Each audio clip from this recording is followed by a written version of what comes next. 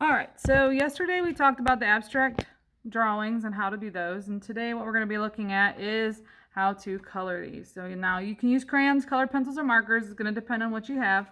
So for me, I'm using crayons today. And these do not have to be realistic color. So you can choose, different colors for the actual objects. So they don't have to be realistic. But if you want to make them look realistic, that is okay too. I am going to do my hair in blues. This is a good time to think about the color families that we learned about last week. So you can do cool colors and warm colors on the face. I'm going to stick to these cool colors. And I'm going to start by outlining the textures that I drew. If you remember, we drew those yesterday. So I'm going to do those in a darker color. And then kind of color over those with a lighter color. Now, I could have done these in a different color if I wanted.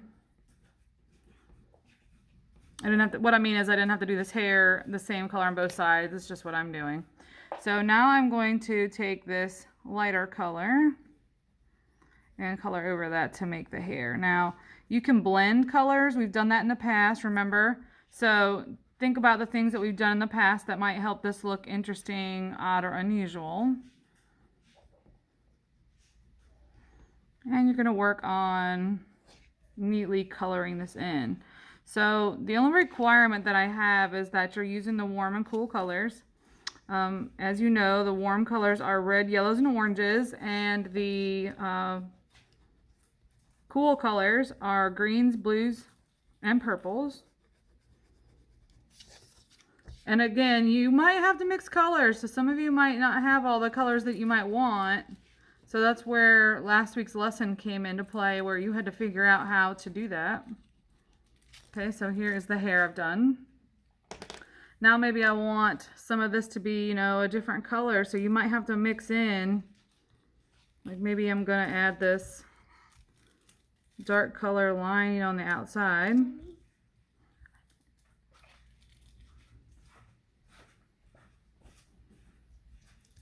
Okay, to kind of make that pop or stand out. And you'll do that on the whole thing. Now, this whole video, I'm probably not going to spend this whole time coloring this with you because, you're going to need the time to do your own work. Rather, I'm just reminding you on what you should be working on for today.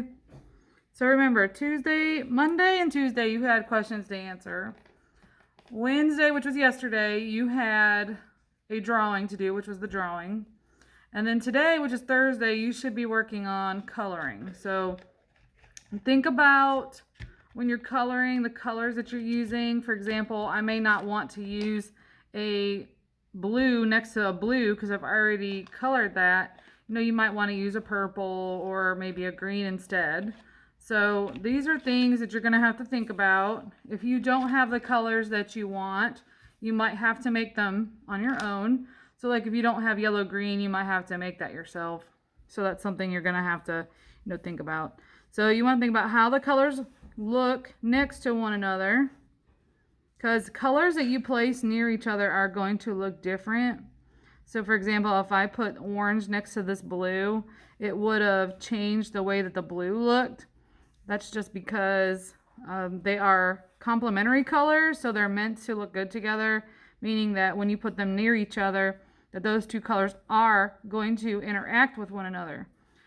Same as red and green, purple and yellow.